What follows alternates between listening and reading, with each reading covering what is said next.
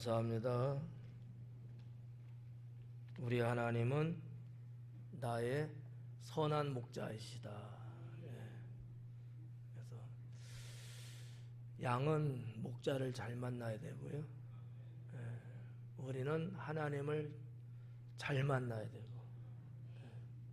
왜냐하면 어떤 분들은 하나님을 믿는데 이 관계가 잘 안 돼가지고 힘들어하는 분들이 있더라고요.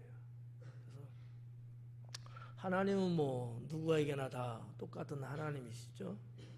근데 내가 그 하나님과 연결을 잘못하면 하나님 믿으면서도 막 이상해지는 거예요.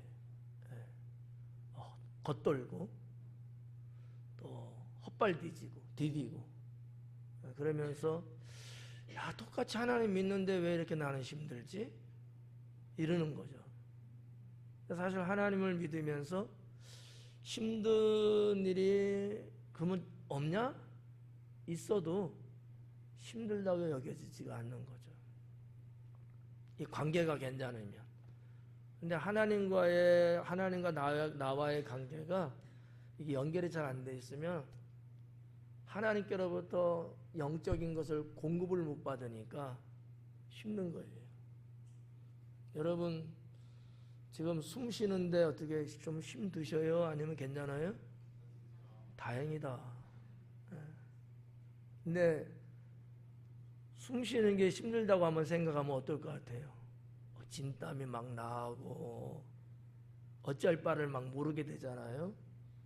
그런 것처럼 하나님께로부터 영적인 공급을 우리가 이렇게 그냥 이렇게 별 문제 없이 의식되지도 않게끔 이렇게 늘 받으면은 좋은데 이게 안 되면은 힘들다라는 거죠. 오늘 말씀의 제목이 뭐예요? 나의 양식. 하나님이 주신 양식이 있거든요.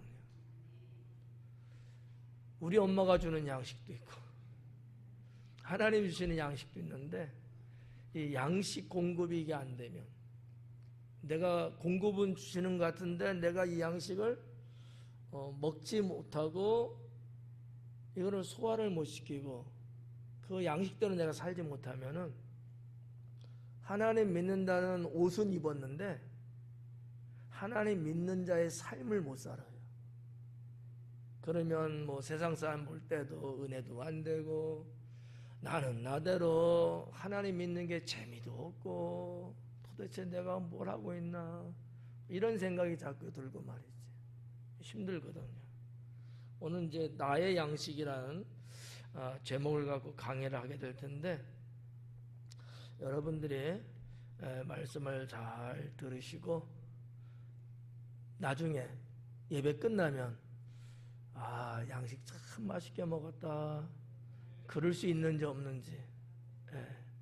여러분 어떻게 이렇게 집에서 음식 드시면 맛있어요? 맛없어요? 맛없나 봐요. 그럼 밖에 나가서 이렇게 식당에서 음식 드시면 맛 있어요? 맛없어요? 그건 맛있어요? 돈 주고 사 먹었는데? 그런 것처럼 우리는 하나님의 양식을 맛있게 먹어야 돼. 그러면 그 양식 주신 하나님도 너무 기뻐하시는 거죠. 그래서 우리가 이제 뭐 교회에서 식사할 때도 그렇고 식당 가서 음식을 먹을 때도 그렇고 제 생각에 기본적으로는 맛있게 잘 먹었습니다. 이게 어떻게 보면 예의가 아닐까.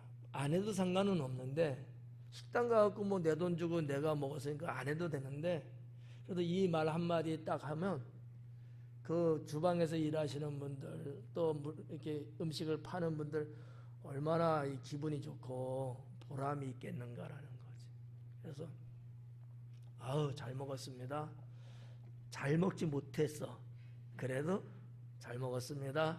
이러면 더 맛있는 양식을 만들려고 노력을 한단 말이지. 이런 문화 이런 건 우리가 좀 가지면 좋지 않을까 이렇게 생각합니다. 자, 27절부터 살펴볼게요. 이때에 제자들이 돌아와서 예수님께서 여자와 말씀하시는 것을 이상히 여겼으나, 자, 이때에 제자들이 돌아왔다 그래요. 지금 제자들이 우리가 지난번에 봤을 때 양식을 구하러 갔잖아요, 마을로. 그리고 예수님은 여인하고 사마리 여인하고 대화를 이렇게 하고 있었잖아요. 이제 그때를 말하는 거예요. 이때에 제자들이 돌아왔다는 거예요. 사마리 여인하고 이야기를 나누고 있는 그때에 제자들이 돌아왔어요. 그리고 예수님께서 여자와 말씀하시는 것을 이상히 여겼다 그래요. 이상히 여겼으나, 아무튼 이상히 여겼어. 이 이상히 여겼다, 이상이라고 이상하다라고 번역됐는데 이렇게 번역할 수도 있고 놀라다, 놀랍게 여겼다는 거죠.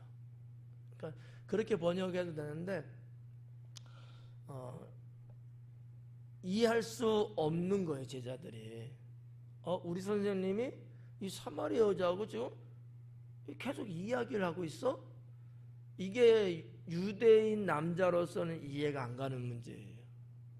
우리나라 같은 경우는 뭐 이해 못할 것도 없지. 김희주 안수 집사님, 우리 여자 집사님들하고 이야기하기를 되게 좋아하는 것 같더라고. 근데 그거 뭐 이상하게 보는 사람은 없을 거야. 같은 믿음의 식구들이 이렇게 하는 거니까. 근데 왜 제자들은 예수님이 사마리 여자하고 대화하는 걸 이상히 여겼을까? 왜 그래서 뭐야 이거? 왜 저러시는 거지? 왜 깜짝 놀래고 왜 그러셨을까? 라는 거거든요. 그것은 이유가 있어요. 그 당시에 사마리아 사람이 볼 때도 그렇고 유대인이 볼 때도 그런 것이 뭐냐면, 특히 유대인들이 보는 관점에서는 사마리아 사람하고 말 섞는 거, 대화하는 것 자체가 불경스러워. 그리고 이것을 죄악으로 여겼어요. 그런데 단순하게 유대인과 사마리아 사람의 이야기 정도가 아니고 유대인 남자하고 사마리아 여자하고 대화를 하는 거야. 이건 더더욱 그럴 수가 없어요. 오히려 이렇게 피해서 도망가고 막 이러는 게 정상이에요. 그러니까 사마리아 여인도 우물가에 있는 사마리아 여인도 예수님께서 나에게 물 좀 달라 이렇게 말을 건네잖아요. 사마리아 여인이 그때도 깜짝 놀랐던 거예요. 뭐야 이 남자, 이렇게 있을 수 없는 거거든. 내가 사마리아 여자라는 것을 저 유대인 남자는 알고 있거든요. 모든 유대인 사람들은 사마리아 사람을 상종을 안 하고, 더군다나 남녀 사이니까 더더욱 안 하는 게 맞아요.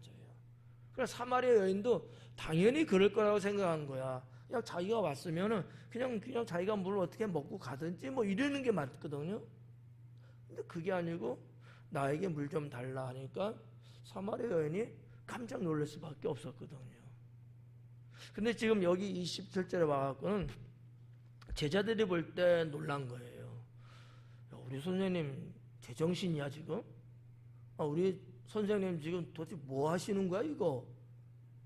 오히려 유대인의 남자로서는 뻘쭘하기도 하고, 조금 다른 말로 말하면 속에서 좀 부하가 생길 수도 있어. 글쎄 예수님의 제자들 중에는 말이죠, 상당히 시오니즘, 상당히 유대주의적인 것이 강렬한 아주 극보수에 해당되는 사람들이 많아요. 그게 아니었으면은 제가 잘못 짚었는지는 모르지만 예수님의 제자로 따라 나선다는 것도 쉽지 않았을 거예요. 웬만한 사람들은 예수님이 뭐 부른다고 해서 뭐 따라가 그러지는 않았을 거야. 따라갔던 사람들의 성향을 나름대로 연구해 보면 강성인 거예요. 상당히 보수적인 유대인들이라는 거죠. 제자들 자체가. 그런 제자들이 자기 예수님을 이렇게 봤을 때 이해가 안 가요. 그러니까 우리 선생님 아니면 정죄할 수도 있을 정도라는 거죠. 예. 그런 어떠한 그 사마리아와 유대인의 그 어떠한 정서적이고 이 종교적인 관계를 지금 말씀드린 거예요. 그러니까 제자들은 이상히 여길 수밖에 없었고 놀랄 수밖에 없었다라는 얘기죠. 여겼으나 그 다음에 뭐라 그래? 무엇을 구하시나이까? 어찌하여 그와 말씀하시나이까? 묻는 자는 없었어요. 속으로만 이러는 거지. 왜 그러지? 그러니까 그거를 뭐 예수님께 아우 왜 그러시는 거예요? 아유 이러시면 안 되시잖아요. 아유 절로 가세요. 막 이래야 되는데 그런 건 없는데 당신들 스스로가 이상하다. 우리 선생님 왜 저러지? 본인들이 그렇게 이제 생각하는 거지. 그러면 왜 제자들은 예수님께 묻지는 않았을까? 이게 상당히 이게 좀 전에 말씀드린 내용들이 여기 있는 거예요. 무엇을 구하시나이까? 아니 유대인인데 사마리아 사람한테 구할 게 뭐가 있어요? 이 얘기거든요. 그만큼 사마리아 사람은 하찮게 여겼어요. 저 마치 짐승 보듯이 저 발 아래 노예를 보듯이 이렇게 봤기 때문에 아니 구할 데가 없어서 이 사마리아 여자한테 구하시나? 이렇게 완전히 무시하는 그런 어떤 이 표현이거든요. 우리가 음식 구하러 갔는 거 아시면서 우리가 음식 구하러 간 걸 아시면서 아니 이 여자한테 음식을 구하는 거예요? 무슨 말을 하시는 거예요? 이 자체가 용납이 안 됐던 거예요. 그런데도 묻지는 않았다는 거지. 그러니까 예수님께 따지지 않았다는 얘기예요. 여러분 같으면 어땠을 것 같아요? 따졌을 것 같아요? 안 따졌을 것 같아요? 따지지 않아도 물을 수는 있을 것 같은데 근데 하여튼 제자들은 안 그랬대요. 왜 그랬을까? 왜 제자들은 묻지도 않고 따지지도 않았을까? 한 두 가지 정도로 생각할 수 있어요. 하나는 자기들이 스승으로 믿고 따라가는 예수님에 대한 존경심이 제자들에게는 있었다라는 거죠. 우리 선생님이 하는 것에 대해서는 완벽하게 믿었어요. 신뢰가 상당했다는 얘기죠. 허투루 하실 분은 아니다라고 제자들은 그 정도는 갖고 있었어요. 거기에 한 발 더 나가서 존경하는 마음이 제자들 마음속에 있었던 거죠. 왜냐하면 우리 예수님도 유대인이 맞아. 그 모든 유대인은 다 똑같은 마음일 거야. 제자들은 그런 건 알아요. 그럼에도 불구하고 이 여자하고 이렇게 이야기할 때는 뭔가 있지 않을까? 뭐가 있어서 그러지는 않을까? 이런 어떤 좀 믿어주는, 신뢰하는, 그리고 예수님의 행위에 대해서 이 존중해드리는 이런 제자들의 모습, 그런 마음이 있었기 때문이 아니겠는가라는 얘기예요. 보통 우리가 같이 어울려 지내면서도 뭐 실수도 하고 잘못된 판단도 하고 엄한 짓도 하고 막 이러면은 신뢰성이 뭐 그렇게까지 철저하지 않잖아요. 근데 예수님은 그런 적이 단 한 번도 없으시거든. 쭉 요한복음적으로 봤을 때는 가나 혼인잔치에서 물로 포도주도 만드시는 하나님의 놀라운 이적도 행하셨고 여러 가지 사건 속에서도 내다가 사장에 들어와 갖고는 이 마시는 거, 샘물에 대한 거, 성령에 대한 거 등등으로 전하시는 이 말씀이 보통 놀라운 내용이 아니었거든요. 이거는 제자들이 인정했어요. 이런 우리 예수님이, 우리 선생님이 정신 나간 사람처럼 아무 사람하고 이야기했다? 이렇게 생각은 안 들었다는 얘기죠. 믿고 봤어요. 그게 존중과 존경이라고 하는 거죠. 28절에 보니까 여자가 물동이를 버려두고 동네로 들어가서 사람들에게 이르되 그래요. 여기 28절에도 동사가 3번 나와요. 지난주도 제가 말씀드렸죠. 여기 보니까 버리다, 버려두고 버리다라는 게 하나 있고요. 들어가다 하나 있고, 그 다음에 말하다, 이르되죠. 말하다라는 말이거든요. 3개가 다 동사예요. 동사라는 얘기는 3개의 문장으로도 가능한 얘기예요. 원래 한 문장에 동사 하나 들어가는 게 기본이거든요. 근데 우리 성경은 해석을 이어서 했을 뿐이지, 끊고 이런 식으로.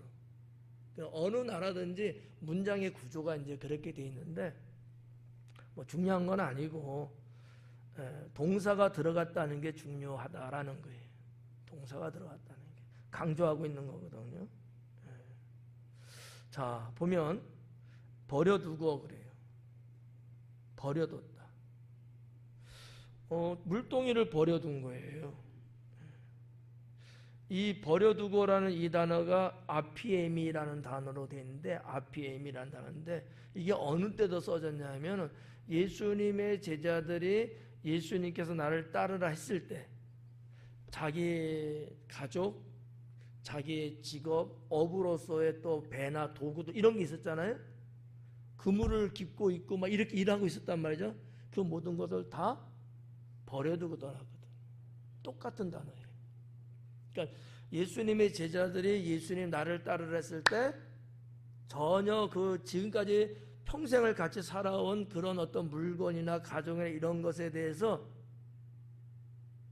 뭐 연민이라고 할까, 미련이라고 할까, 마음 아예 싹 내려놓고 예수님 따랐거든요. 똑같은 단어를 썼다는 거지. 이 사마리아 여인이 물동이를 그런 식으로 버려두고 자기 마을로 갔다라는 거죠. 이게 어떻게 보면 우리가 예수님을 믿고 구원받은 후에 우리의 삶이 어떠해야 될까? 우리도 예수님을 만났다고 한다면 우리도 내가 지금까지 쭉 살면서 의지하고 기대고 이런 어떤 것들, 제자들이 배다, 그물이다, 뭐 가족이다, 뭐다 이렇게 늘 더불어 같이 살고 의지하고 기대고 이랬잖아요. 버렸잖아. 우리도 세상 살면서 그랬던 것들 버려두고 예수님을 믿고 따라야 된다라는 얘기예요. 그게 아니고 이것도 잡고 이것도 잡고, 하나님 나라도 잡고 세상 나라도 잡고 버리기가 싫은 거야. 아쉬워. 내가 이걸 버리면 어떻게 살아? 뭐 먹고 사나? 이 걱정 때문에 못 버리는 거지. 지금까지 쭉 살아올 때 같이 있었던 건데 2개를 다 잡아. 이게 이스라엘이 하나님 앞에 심판받았던 원인이에요. 두 마음을 품은 자들아. 두 마음을 품은 자들아. 하나님만을 섬겨야 되는데 여전히 하나님 말고 세상을 믿고 의지하고 섬기며 사는 거예요. 이 부분을 우리가 한번 생각해 볼 필요가 있다라는 얘기죠. 그래서 이제 28절 물동이를 버렸다라는 거 여러분이 한번 생각해 보시고요. 동네로 들어갔다. 그리고 사람들에게 말했다. 자, 29절. 내가 행한 모든 일을 내게 말한 사람을 와서 보라. 이는 그리스도가 아니냐 하니 그래요. 내가 행한 모든 일을 내게 말한 사람. 내가 살면서 뭐 결혼도 몇 번 하고 지금도 그렇고 어쩌고 이런 나만 알고 있는 이런 거를 예수님이 나한테 말을 하는 거지. 알 수가 없어. 알 리가 없는데 나의 삶을 나에게 말해준 그 사람, 그분은 그리스도가 아니냐 이런 거예요. 그러니까 이 사마리아 여인은 지난번에도 말씀드렸죠. 신앙이 그냥 보통적으로 있을 정도보다는 좀 더 많을 것 같다. 신앙이. 사마리아 여인이긴 하지만 이 부분도 어떻게 보면 이제 그런 거예요.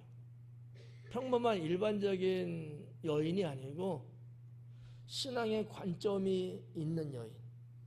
뭔가 다른 이렇게 사마리아 사람들 중에서도 좀 더 남다르게 나름대로, 물론 그가 살고 있는 삶의 지금 현재 모양은 모세 율법 계명도 어겼고 지금도 그렇게 살아가고는 맞지만 그의 내면 속에 그래도 갖고 있는 신앙의 한 구석은 좀 더 어떠한 메시아 그리스도를 열망하고 고대하고 있는 부분이 분명히 있다라고 볼 수 있다는 거죠. 그래서 이제 내게 말한 사람을 와서 봐라. 너희도 한번 와봐라. 빌립이 나다나엘을 그 친구니까 이랬거든요. 와봐라. 내가 경험한 사람 너도 한번 와봐라. 빌립도 주님의 제자로 부름받아서 예수님을 처음 보고 경험해 보니까 이분은 보통이 아니야. 그래서 나하고 아주 절친 친한 친구가 나다나엘인데 초청을 한 거잖아요. 와봐라. 나다나엘이 뭐라 그래요? 나사렛에서 무슨 선한 것이 있겠냐.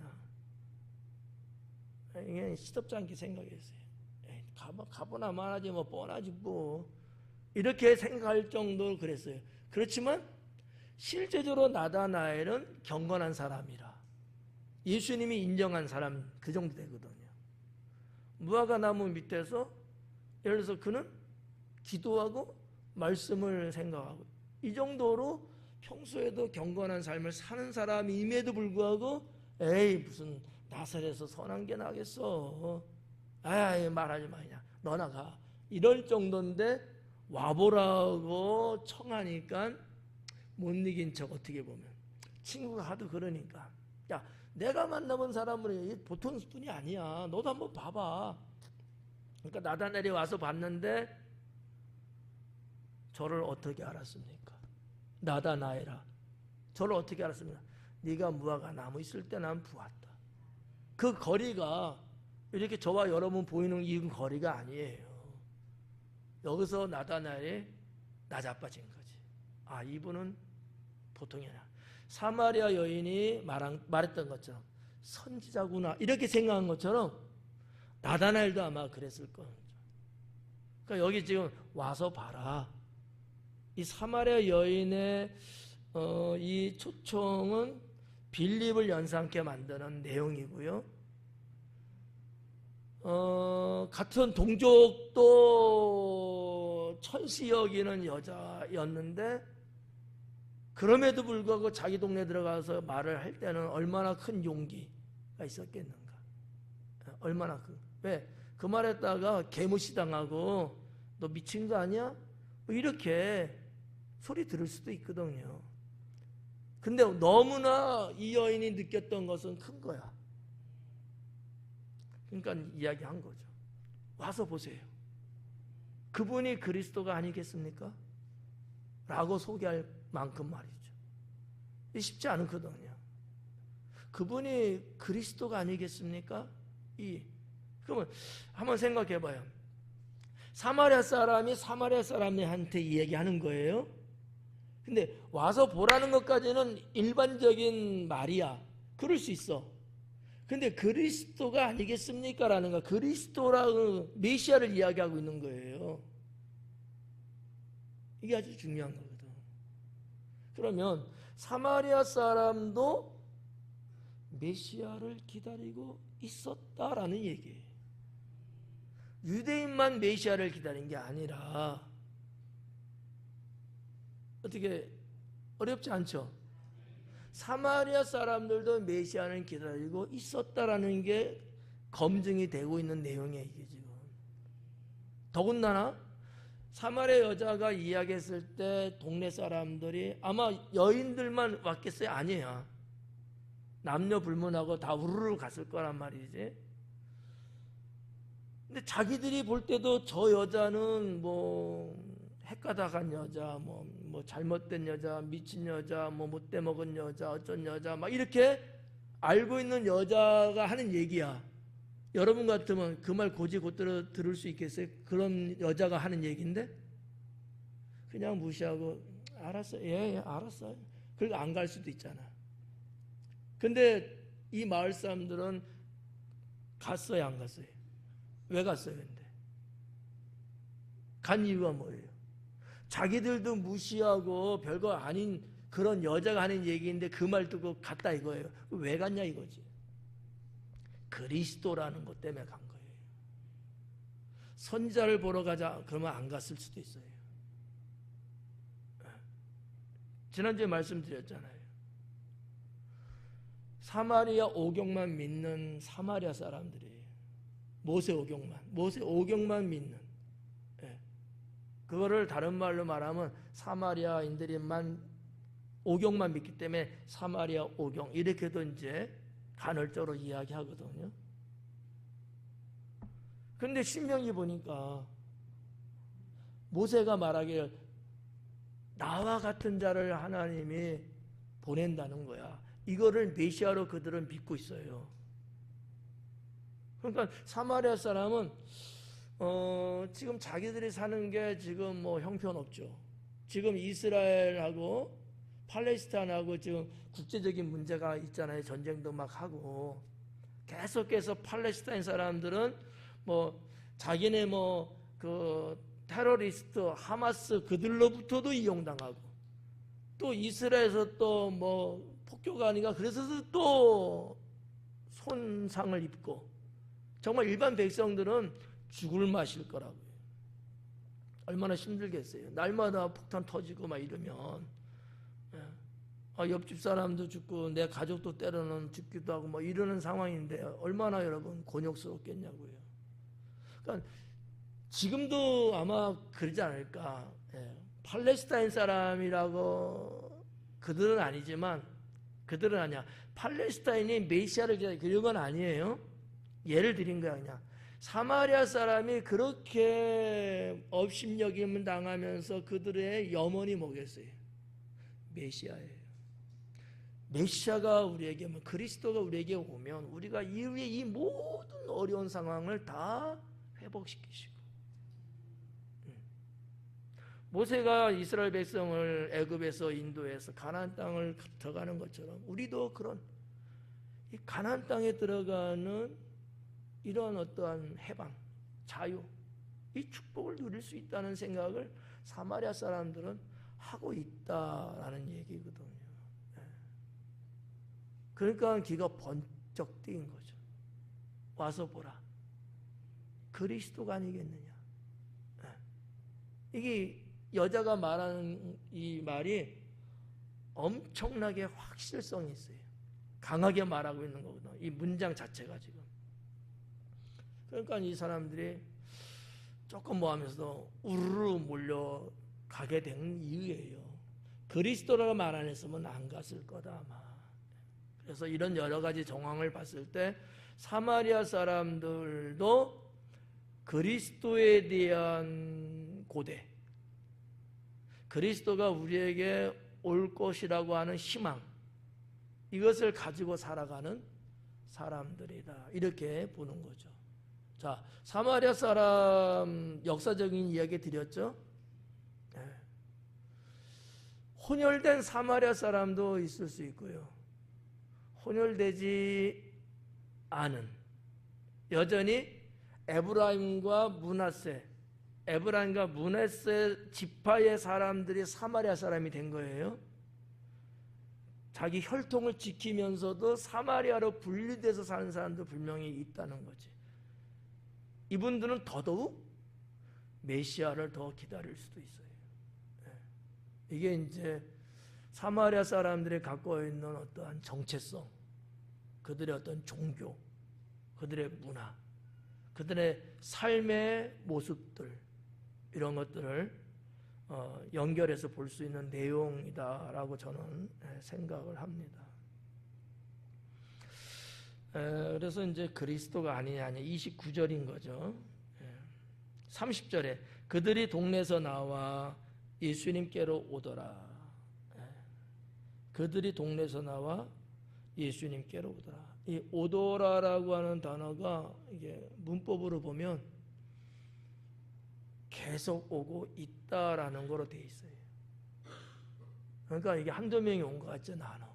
막 줄줄이 와 가보자 막 쫙 한번 짱 하고 온 게 아니고 계속해서 소문에 꼬리를 물고 아마 예수님께 왔던 것 같아요. 뭐 인원은 얼마 되는지는 모르겠고, 근데 세겜 땅이니까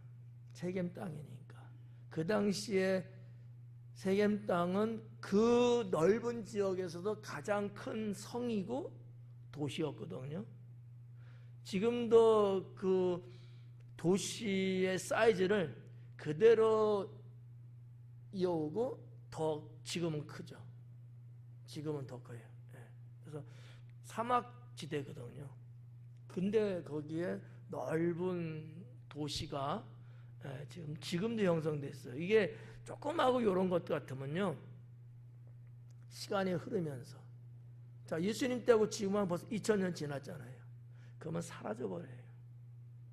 이 사막의 환경, 광야의 환경은 우리가 이렇게 살아가는 이러한 환경하고는 달라요. 언제든지 이게 확 뒤집어지고 확 변화되고 말이죠.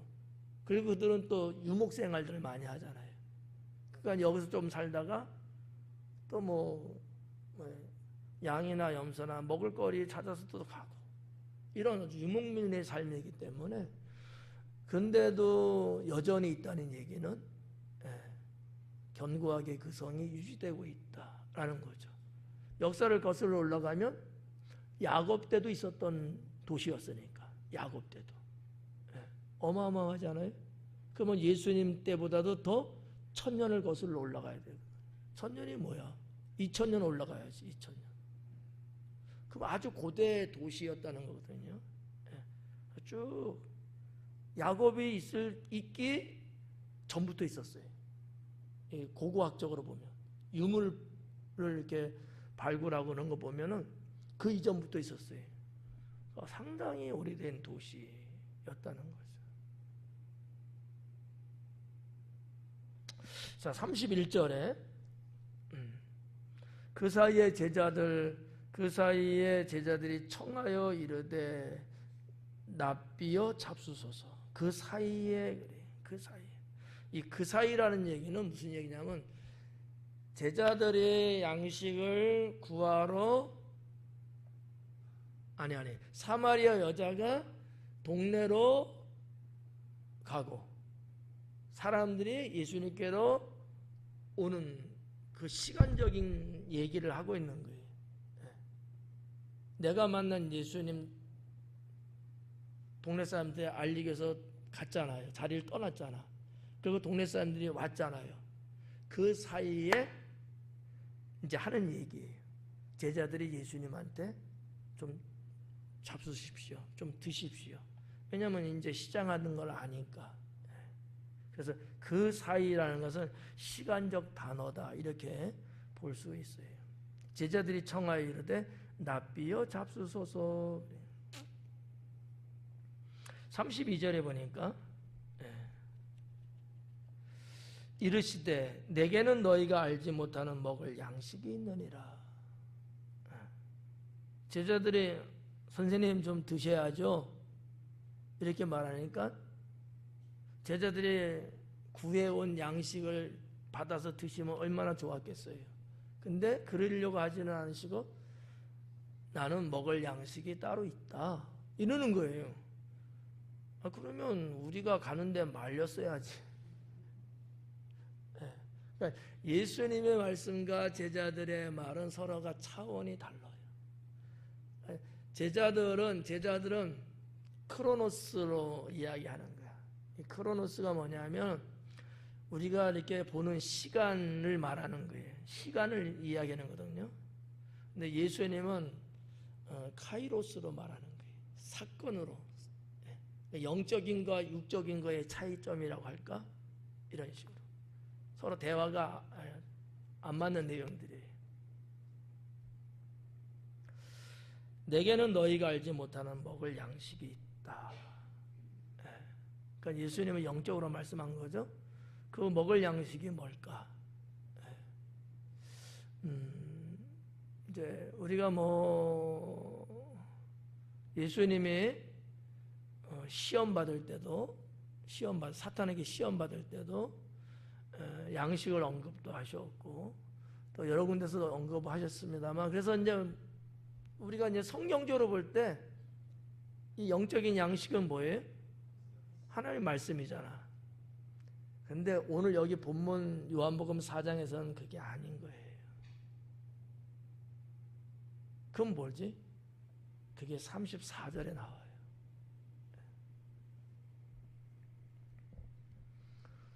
예수님께서 이르시되 나의 양식은 나를 보내신 이의 뜻을 행하고 그의 일을 온전히 이루는 이것이니라.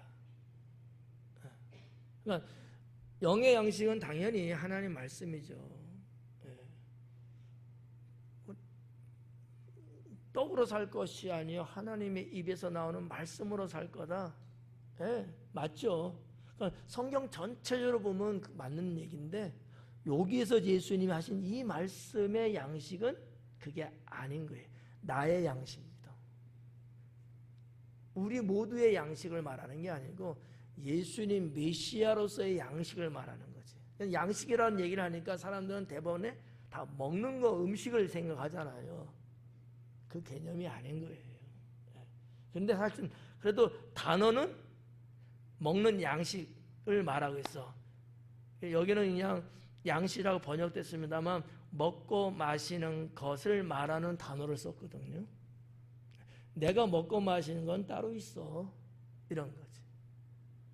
이해가 안 가죠. 여러분이 예를 들어서 저한테 목사님 좀 드셔야죠. 나는 먹고 마시는 게 따로 있어요. 여러분이나 드세요.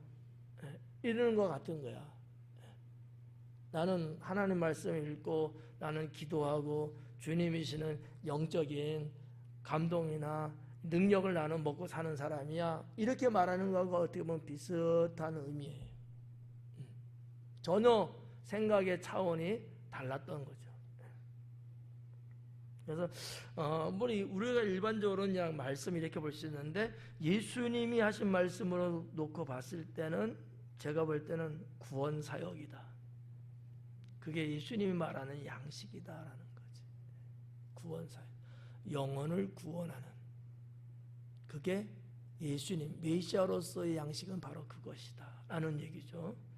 그것을 좀 더 이제 설명하는 게 34절인데 33절부터 보고 넘어갈게요. 제자들이 서로 말하되 누가 잡수실 것을 갖다 드렸는가 하니. 그러니까 예수님이 내가 먹을 양식은 따로 있어 하는 것을 그대로 우리가 정말 먹는 양식이라고 생각을 한 거야. 누가 갖다 줬지? 우리는 안 드렸는데? 이러는 거예요.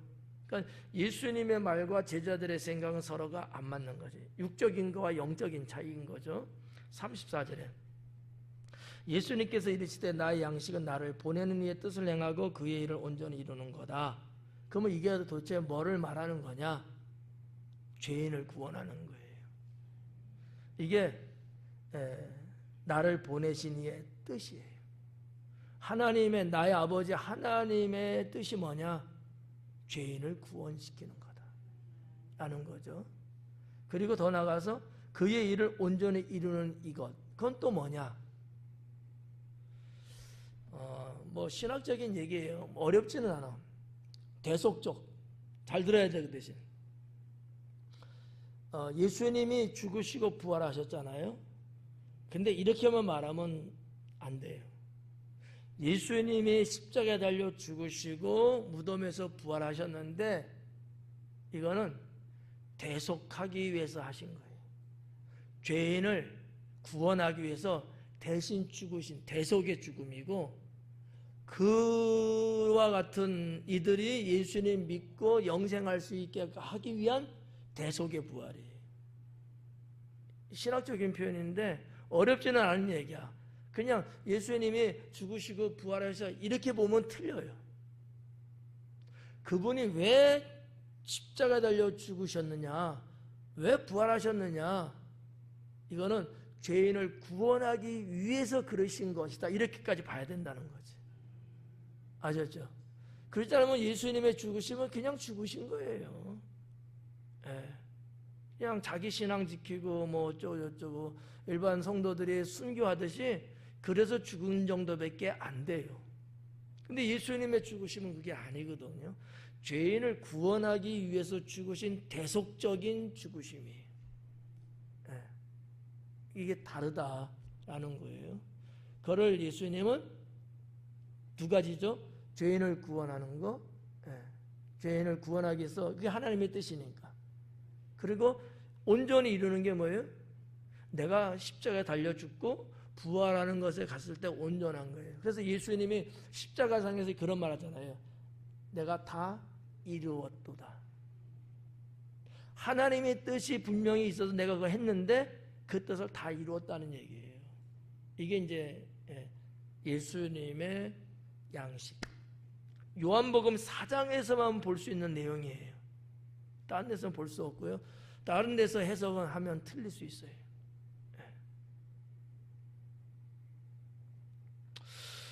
뭐 그런 내용을 우리가 본다면, 자, 나의 양식은 나를 보내신 이의 뜻을 행하고 그 일을 온전히 이루는 것이다. 그럼 우리의 양식은 뭘까? 여러분의 양식은 뭐예요?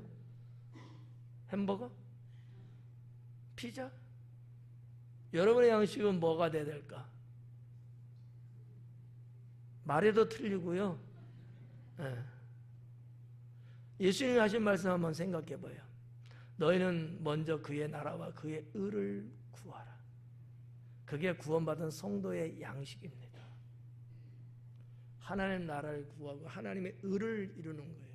이게 우리들이, 예수님이 내가 먹을 양식 따로 있다, 똑같이 우리 성도들은 먹을 양식 따로 있다. 세상 사람하고 다르게. 그게 뭐예요? 그의 나라를, 그리고 그의 뜻을 이루시는 거예요. 아셨어요? 네. 그럼 여러분 양식 하루에 몇 번 드셔요? 두세 번? 보편적으로 우리가 이렇게 먹는 양식 말하면, 그죠? 그런 것처럼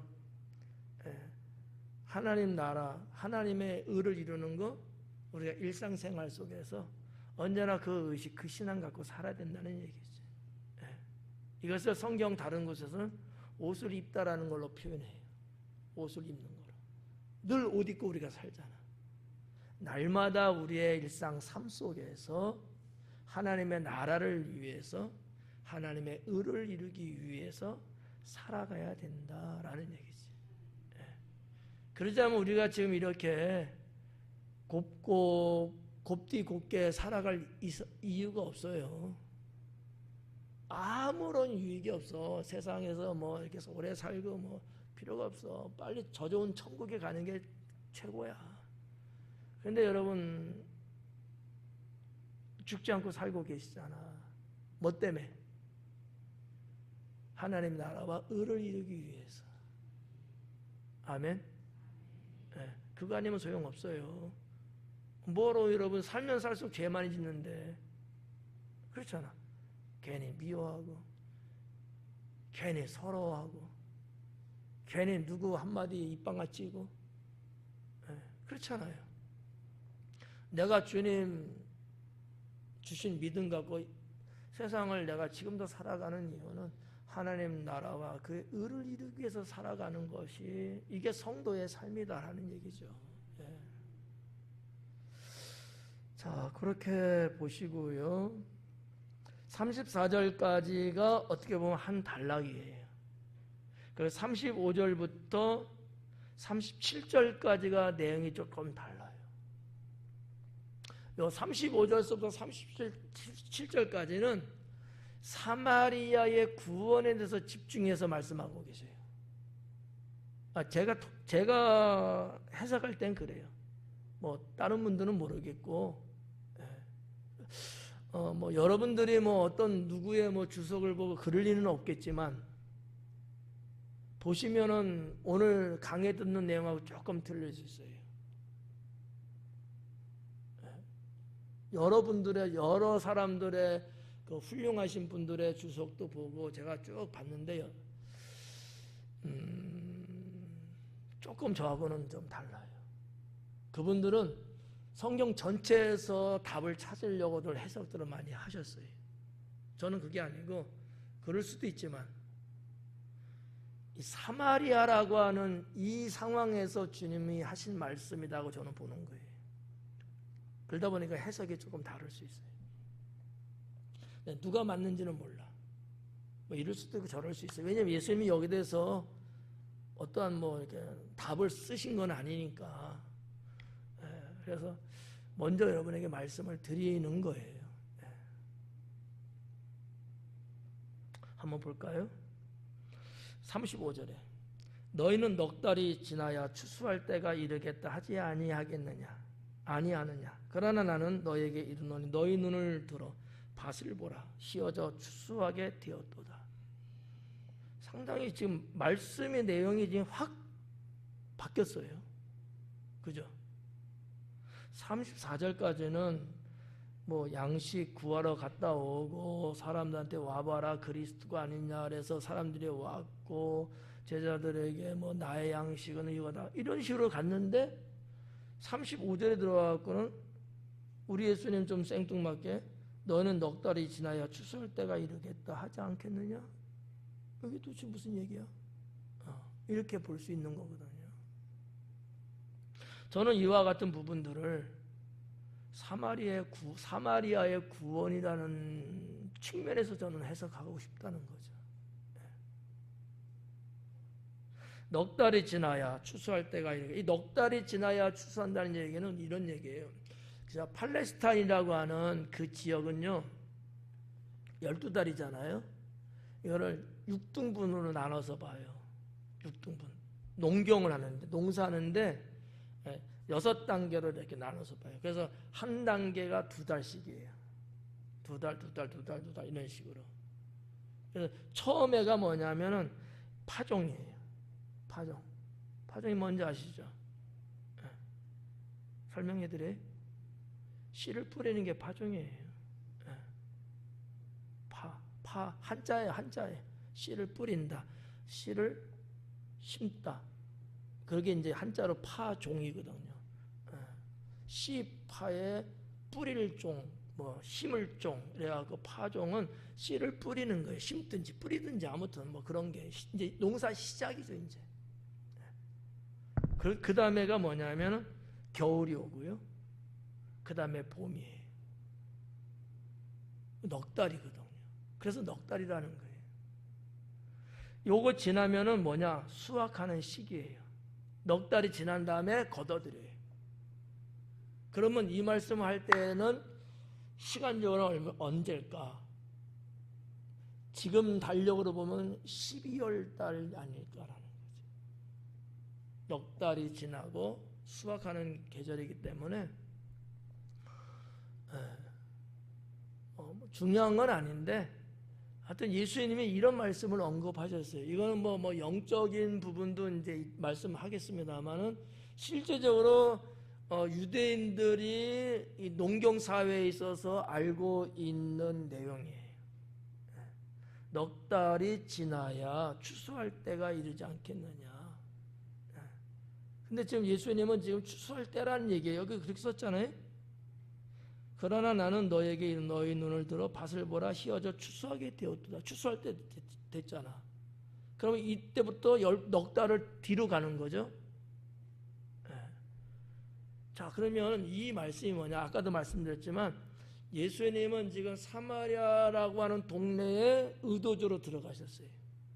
유대인들은 당연히 돌아서 간다고 그랬잖아요. 예수님은 의도적으로 사마리아로 들어가셨고 거기서 사마리아 사람들을 만나서 내가 메시아라는 것을 밝히셨어요. 네가 말하는 그리스도가 바로 나다. 밝혔어요? 왜요? 사마리아의 구원을 지금 선포하고 계시는 거예요. 이거 황당하죠. 유대인으로 볼 때는. 자, 비슷한 예가 있죠. 요나 사건. 하나님은 니느웨 사람들 회개하게끔 하시려고 하시는 거죠. 근데 요나가 볼 때는 황당한 거예요. 우리 하나님 좀 이상한 거 아니야? 아니, 하나님의 구원은 우리에게만 있는 거지, 저 무지한 백성들, 우리 조상들, 우리나라를 침범하고 우리 조상을 죽였던 저들을 구원시키겠다고? 나를 보내? 하나님 말씀을 받아들일 수가 없었어요. 자기 의가 너무나 강해. 그래서 요나는 어떻게 했어요? 니느웨 성으로 가야 되는데 안 가고 반대로 타시스로 가잖아요. 니느웨 가려면 육지로 가야 돼요. 도망가면서 타시스로 가는 배를 타고 간 거거든요. 지중해를 건너가고 있어요 지금. 그런 거예요. 일종의 사마리아의 구원을 주님은 위에서 지금 의도적으로 그 지역에 들어가셨고, 사마리아 여인 만난 것도 저는 우연은 아니라고 저는 보죠. 하나님의 섭리죠.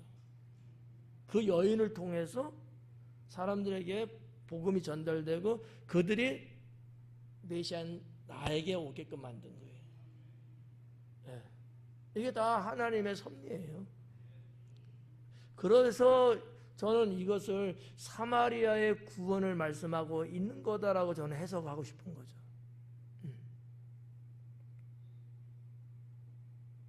뭐 여기 이제 내용을 한번 볼까요? 자, 넉 달이 한 건 그렇게 제가 설명해 드렸고, 그러나 나는 너에게 이르노니 너의 눈을 들어 밭을 보라. 휘어져 추수하게 되었다. 너의 눈을 들어, 이 들어라고 번역됐는데 좀 더 정확하게 직역하면은 뜨다라는 거예요. 눈을 떠라. 눈 감지 말고 눈 뜨라는 거예요. 우리 눈을 들어라는 게 그 의미죠. 의미는 맞는데 그냥 정확하게 직역해서 번역하면 눈 떠라. 네. 우리가 이렇게 눈 들어봐 뭐 이렇게 보는 거잖아요. 아예 눈을 뜨라는 거야. 영적인 눈을 뜨라는 얘기예요. 지금까지 제자들은 여전히 예수님과 같이 다니긴 했지만 그들은 매 건마다 맨 이야기 때마다 육적인 것만 생각했거든요. 세상적인 논리만 생각했거든요. 사마리아의 구원도 아마 그렇게 그들은 볼 수밖에 없어요. 근데 예수님은 영의 눈을 떠라. 그 얘기를 하고 계시는 거거든요.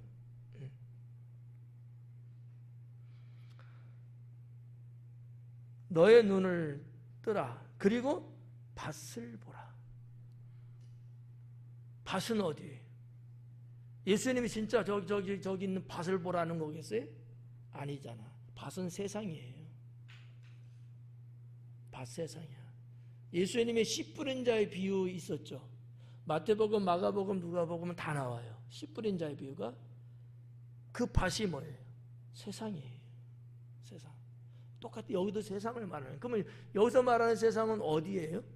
사마리아예요. 사마리아. 그러니까 예수님은 의도적으로 하나님의 구원 계획 안에 있는 사마리아 사람의 구원을 위해서 오신 거야. 근데 어떻게 보면 이 사마리아라고 불리는 됐지만 이들의 구원이 이미 그들의 옛 조상들에게 하나님이 하신 언약을 이루시기 위한 거거든요. 하나님의 언약은 1.1획도 변하지 않습니다. 꼭 이루신단 말이죠. 그래서 이 밭이라는 건 세상을 말하는 건데 그 밭이 도대체 어디냐? 지금 사마리아에 들어와서 사마리아 사람하고 말하고 사람 한 사람한테 내가 메시아라고 공포한 이런 여러 가지 정황을 놓고 봤을 때 이 밭은 사마리아다라고 볼 수밖에 저는 없다는 거죠. 그러면서 뭐라 그래? 보라, 밭을 보라, 휘어져 추수하게 되었다. 이 추수의 상황을 지금 이야기하는 거예요. 근데 이제 이거는 이제 그냥 이야기로 그냥 들으세요. 뭐냐면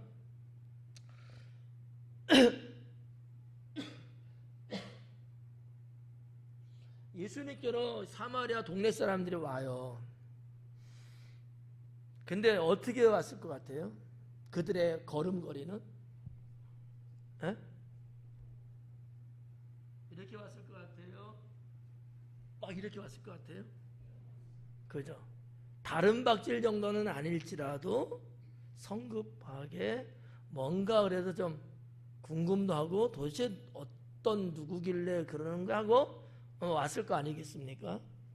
사막이라는 곳과 때로는 뭐 광야라는 곳은 언제나 바람이 기본적으로 있는 곳이에요.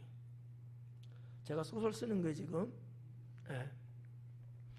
근데 예수님이 오는 사람들을 봐요.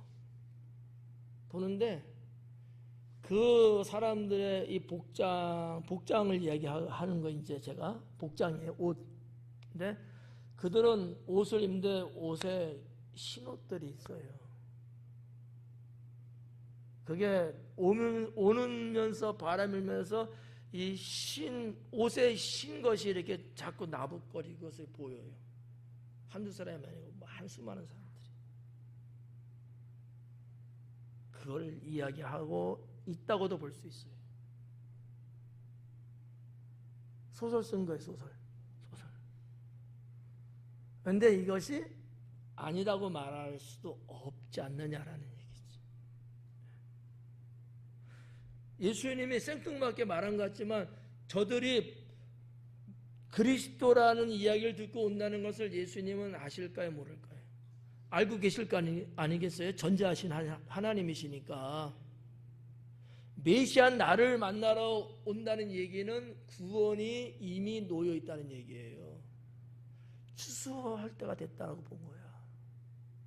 그럼 아무리 복음이 좋고 해도 오지 않고 믿지 않으면 구원이 돼요? 안 되잖아요. 지금까지는 그게 없었어요. 사마리아에는. 예수님이 이 구원을 지금 이루어 가시는 지금 시작이잖아요. 사람들이 오고 있는 광경을 보면서 그들의 바람에 나부끼고 걸음걸이에서 옷자락 이렇게 하면서 보여지는 희끗희끗하게 보여지는 많은 사람들의 그 모습 속에서 씌어져가는 추수할 때가 됐다라는 말씀을 하시는데 이 추수할 때 됐다는 얘기는 내게 오고 있는 사마리아 사람들의 구원을 놓고 말씀하고 있는 것이다라고 보는 거죠. 안 믿어도 상관없어요. 여러분의 목사가 소설 쓴 거야 그냥. 그런데 그렇지 않다고 말하기는 조금 그렇다라는 거죠. 그렇게도 한번 생각해 보실 수 있다는 얘기예요. 너의 눈을 들라 그리고 밭을 보라 휘어져 추수하게 되었다. 그러니까 세상 속에서 살고 있는 사마리아라고 하는 그곳에서 살고 있는 이 영혼들을 보라는 거예요. 그들을 구원할 때가 이제 됐다. 30 하여튼 뭐 5절은 그렇게 우리가 볼 수 있다. 여기서 이제 아무튼 35절에는 유대 사람들이 넉 달 되어야 추수할 때가 됐다라는 말을 생각을 하고 있다는 얘기죠. 이거는 크로노스예요. 아직 시간이 안 왔으니까 시간이 체크해서 와야 될 그때 추수인데 이건 크로노스 관점에서 본 거야. 근데 예수님은 추수할 때가 됐다. 체크체크 시계 가는 얘기가 아니고 사건을 말하는 거예요. 이게 카이로스라는 얘기예요. 다르다는 얘기지.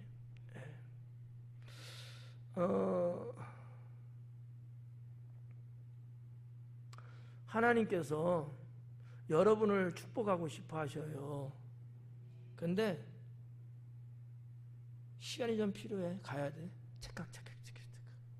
한 2년은 가야 돼. 2년 후에나 될 것 같아요. 이렇게 말한다는 것은 이게 크로노스인 거야. 2년 지나야 돼. 어때요? 2년. 근데 카이로스로 보면 2년이라고 말했지만 그 2년이 2년이 아닌 거야. 이틀 후인 거야. 이거를 이해할 수 있으면 참 좋겠다.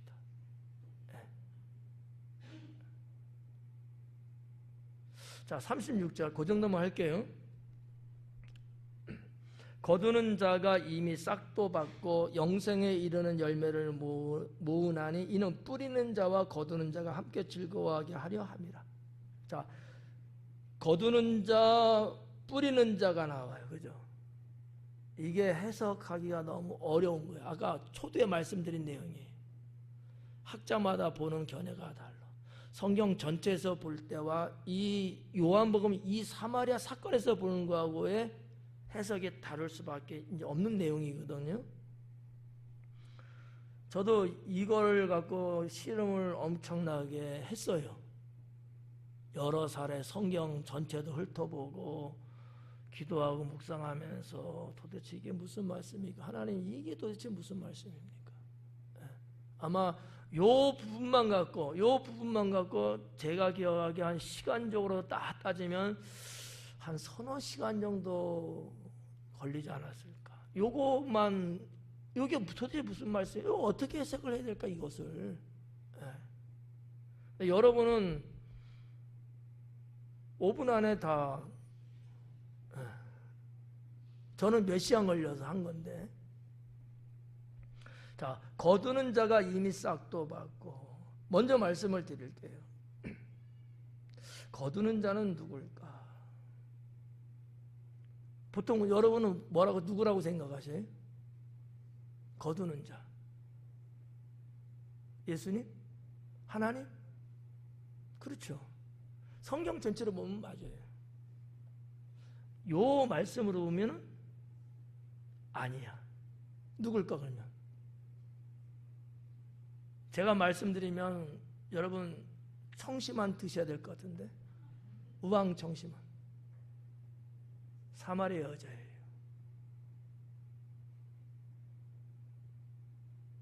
무슨 말인지 모르죠. 그래도 어떻게 사마리아 여자가 거두는 자야? 이해가 안 가는 거죠. 저도 그랬어요. 묵상하고 기도하고 성경 보고 또 보고 이 부분만 수십 번 본 것 같아요. 제가 읽고 또 읽고 기도하면서 읽고. 거두는 자는 사마리아 여인. 사마리아 여인이 복음을 먼저 받고 자기 동네 사람들이 구원받을 수 있도록 했잖아요. 거두는 자였어요. 이거를 뒤에 보면 예수님의 제자들도 거두는 자가 돼야 된다는 얘기예요. 그건 또 이따가 말씀드릴게요. 그래도 여러분 믿을 수 없죠 지금. 믿으세요. 자, 그렇게 일단은 먼저 말씀을 드릴게요. 거두는 자가 이미 싹도 받았대요. 이 또 싹은 또 뭘까? 제 머리카락이 몇 개 빠졌는지도 몰라. 싹은 뭘까? 아니, 거두는 자가 사마리아 여인이라고 치면 이 싹은 받았다니 싹은 도대체 뭘까? 이거예요. 그 여인이 주님께로부터 받은 구원의 영광인 거예요. 여러분, 싹은 언제 받는 거예요? 먼저 일하기 전에 받아요? 일하고 나서 받아요? 일하고 나서 받는 거잖아요. 근데 먼저 받아요. 이게 하나님 나라의 특성이에요. 그러니까 거두는 자는 사마리아 사람인데 그는 이미 싹 받았어요. 주께로부터 구원을 이미 받은, 구원의 영광을 이미 그는 받았어. 이게 있기 때문에 가서 동네 사람들을 데려오는 거거든요.